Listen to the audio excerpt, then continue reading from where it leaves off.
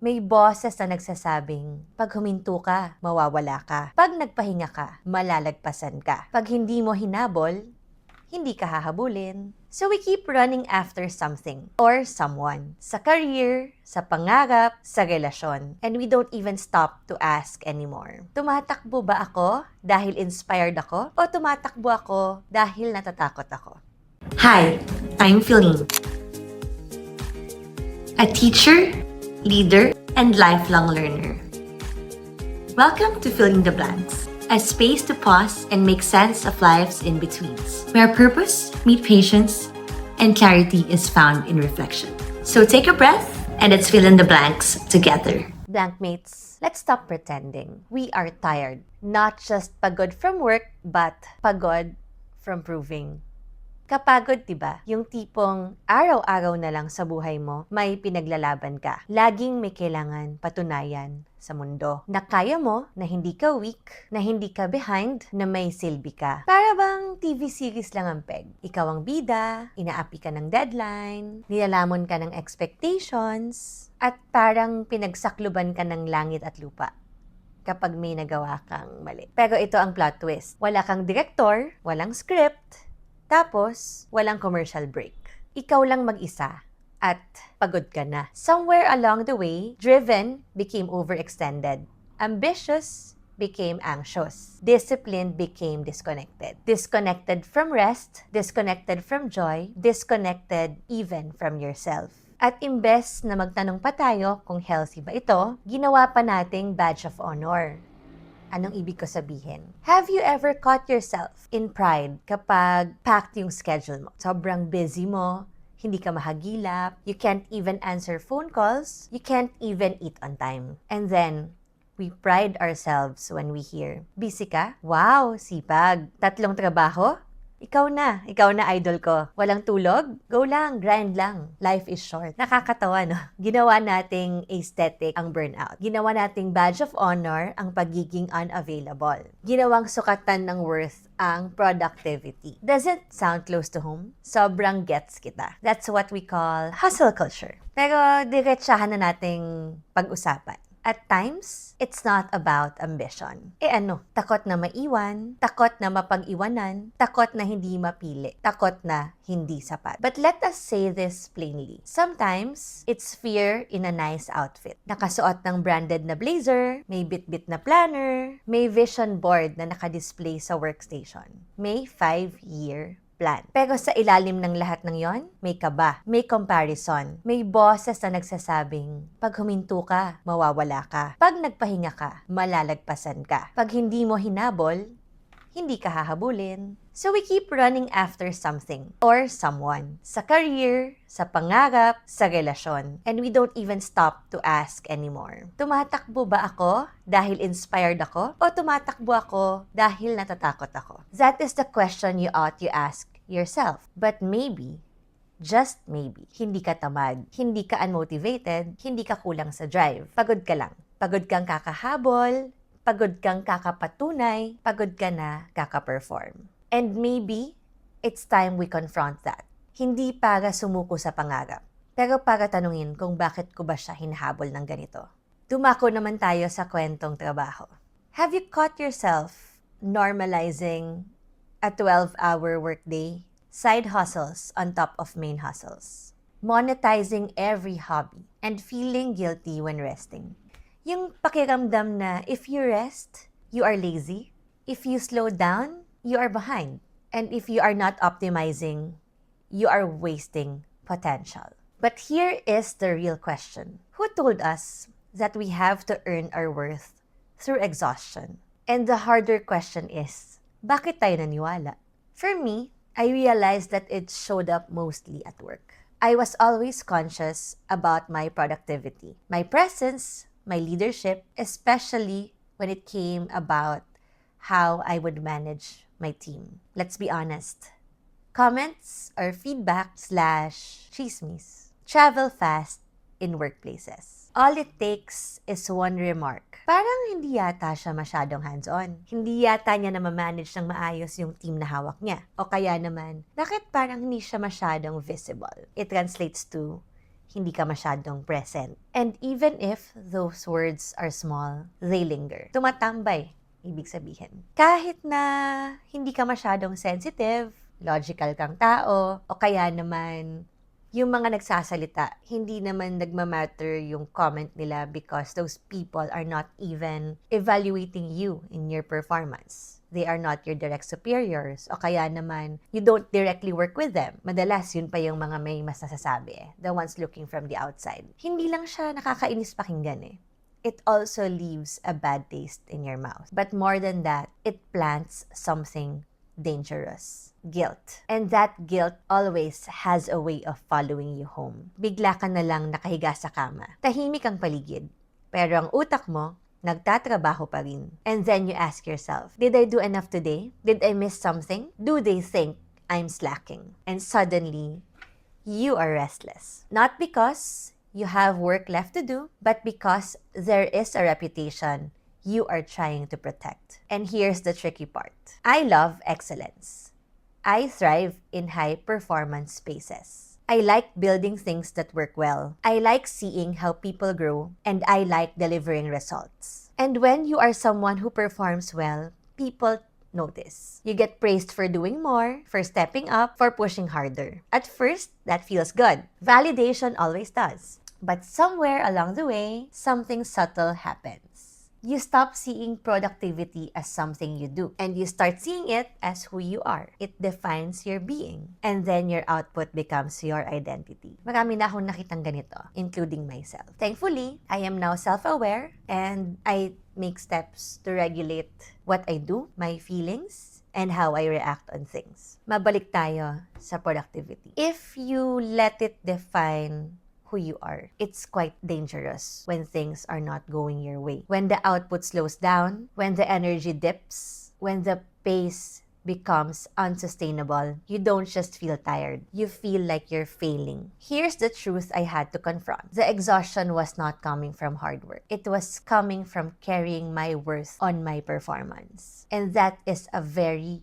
very heavy thing to carry every single day. Ngayon, dumako naman tayo sa kakambal ng restlessness. Ano yun? Puyat. I'm sure marami sa inyong makaka-relate. When you are having a hard time sleeping at night, it's called insomnia. The restlessness that rests in you by trying to prove your worth. Yung parang doon ka nagiging enough. When you are restless, kahit natutulog ka ng 7 to 8 hours per night, pagising mo, para kang nag-marathon, pagod ka pa rin. Tapos, pag tinanong ka, parang wala kang pahinga, parang nakatulog ka ba kagabi? Ang sagot mo lang, puyat ako Pero kung iisipin mo, I was able to sleep about 7 hours last night. I even went to bed early. Midnight, tulog na ako. When we talk about puyat, I remember the song of Pablo, one of the members of SB19. If we are being honest, that song is not romantic. It's quite uncomfortable. It asks, pwede na lang bang wag magpahinga? And that right there is the theme song of the hustle culture. The song sounds like ambition.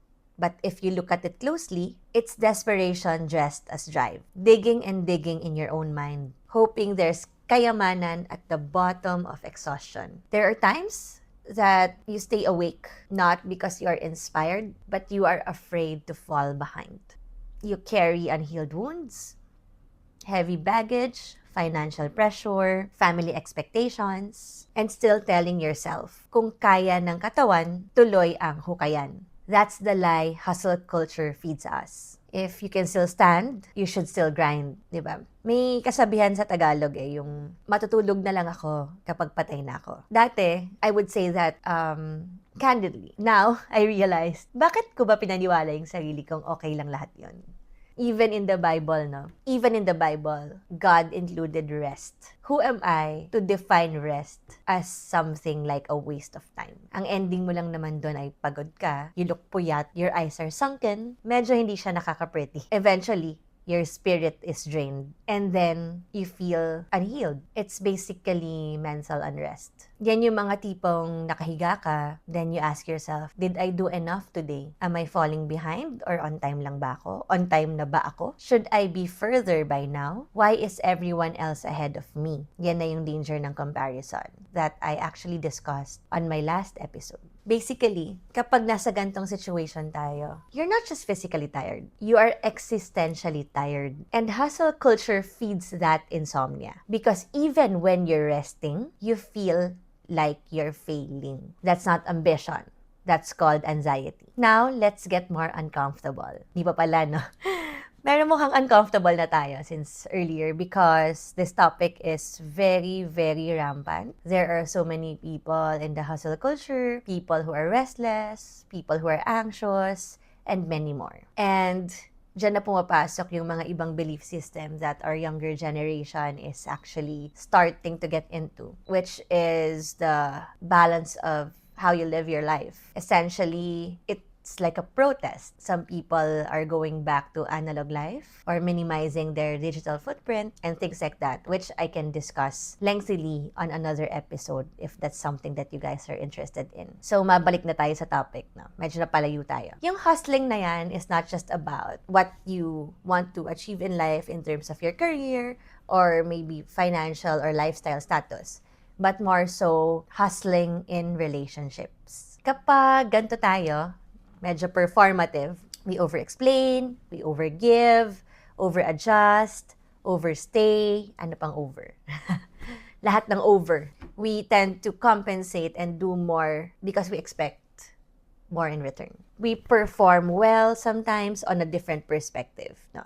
We become the low-maintenance one, the cool one, the understanding one. We perform being strong. We perform being healed. We perform being chill kahit hindi na. It's a version of you that is pretending. Mahirap lang siyang aminin na. Tsaka medyo rough. So, we say things like, okay lang ako, kaya ko naman, hindi ako needy. Pero sa totoo lang, you're shrinking unti-unti. Little by little, you are shrinking yourself smaller to fit into the space that might leave you anyway. Because deep down, if we just try hard enough, adjust enough, love enough, we won't be left. And if you listen to my last episode, you know how heavy that word is. Naiwan. When you hear that word, parang kumikigot sa dibdib, diba? At ngayon, tumutugtog na ba ulit sa utak nyo ang naiwan ng dahwans? Sa akin, oo. Because that fear, being the one who gets left behind, can haunt people. Parang multo. And the scary part is, some people are so afraid of being alone that they perform just to keep someone. They become who the other person wants. They tolerate what they normally wouldn't. They stretch themselves beyond what is healthy, just to keep the relationship alive. But the painful truth, if keeping someone means losing yourself in the process, you are not protecting love. You are abandoning yourself. And love was never supposed to require that. Because love is not a performance review. Walang KPI ang pagmamahal, no matter what they say. Walang evaluation kung sapat na ba ang effort mo. If someone constantly needs to be convinced to choose you, that's not love. You are not in a relationship. You are in an audition. And auditions are temporary. You rehearse your lines, you monitor your tone, you replay every conversation in your head, wondering if you said the wrong thing. That's not intimacy. That's emotional overtime. And that is very exhausting. Now, let's get into the fact that marami sa atin aware na that we are in this kind of situation. We are hustling in every aspect of our lives. But why do we always have a hard time recalibrating? Because it's like quitting. And quitting is a hard pill to swallow. Tanungin kita, why does stopping unhealthy habits feel like a failure? If you quit, you lose. If you walk away, weak ka. If you say, I can't do this anymore, it just means you don't want it bad enough. And ngayon, isang kanta na naman ang pumasok sa isip ko. You know that song Quit by SB19? Masakit. Parang mas masakit pa siya sa heartbreak. Because the song sits in an uncomfortable space. The space where you are exhausted, drained, questioning everything, but you're still fighting the urge to let go. You're tired, but you're also afraid to stop. And the question is, bakit? Why does quitting scare us so much? Because hustle culture trained us or trapped us to believe in a very simple formula. Ano yon? Stopping equals weakness, letting go means losing, walking away means failure. But what if that formula is wrong? What if quitting is not always defeat? What if quitting is sometimes maturity, clarity, self-respect? Because not everything deserves your perseverance. I'll let you think about that for one moment. We romanticize endurance so much. We celebrate the ones who stays the longest, the one who sacrificed the most, the one who tolerates the hardest conditions. The uncomfortable truth, endurance is only noble when the thing you are enduring is meaningful. Sometimes staying isn't a strength. Sometimes it's fear. Fear of disappointing people, fear of looking inconsistent, fear of admitting that something that you fought hard for isn't healthy anymore. And if I'm being honest, this was something I had to confront about myself too. I'm someone who values excellence. I'm someone who likes to achieve a goal. I like delivering results. I like building strong teams. I like showing up and doing things well. But there were moments when I realized some things. I wasn't pushing myself anymore because work required it. I was pushing myself because I was afraid of what people would say if I slowed down. I was afraid they'd say, baka hindi na siya effective sa role niya. Parang hindi na siya as driven. Parang nagbago na. So instead of pausing, you push harder. Instead of reassessing, you double down. Not because it's healthy, but because reputation is a heavy thing to carry. And hustle culture whispers something dangerous in your ear. If you stop now, everything you built will collapse. Here's the truth that took me a while to accept. Not everything deserves your perseverance. Some jobs don't deserve it. Some expectations don't deserve it. Some relationships don't deserve it. And sometimes, the bravest thing you can say is, I've done enough. Not because you're weak, but because you finally know that your worth isn't tied to how much you can endure. Now, every season leaves a mark. Hustle leaves marks too. Burnout, emotional numbness, fear of slowing down, fear of being unseen. When I think about the marks that a season leaves us, I am reminded of the song Tanda of the Juans. Because tanda, depending on how you use it, can mean different things. But in this conversation, tanda means marks. The kind you get from battles, the kind you carry as you grow older, and hopefully wiser. Not all scars come from wars. Some come from running too long without resting. Some come from proving yourself for too many years. Some come from thinking that your worth is equal to your output. So let me ask you something. What tanda or mark did hustle leave on you? Do you still measure your worth by your productivity? Do you panic when things are quiet? Do you feel guilty when life is calm? That's not personality. That's conditioning. And the good news is, conditioning can be unlearned. You can learn to rest without guilt. You can learn to move without rushing, and you can learn that your value is never tied down of how exhausted you are. Because not every season is meant for proving. Some seasons are meant for healing, some seasons are meant for waiting, and some seasons are meant for becoming the person who no longer needs to hustle for their worth. Blankmates, maybe the goal isn't to erase yung mga palatandaan na meron ka. Maybe the goal is to understand what they taught us, because every mark tells a story. And maybe, just maybe, the marks hustle left on you are the same ones that will teach you how to finally live differently. This has been Fill in the Blanks, and today, let me leave you with a question. What beliefs about success are you ready to unlearn? Thank you for tuning in to Fill in the Blanks. If today's conversation spoke to you, share it with someone who might need it too. Follow the show on Spotify or YouTube, and join me again as we continue to fill in the blanks, one story at a time.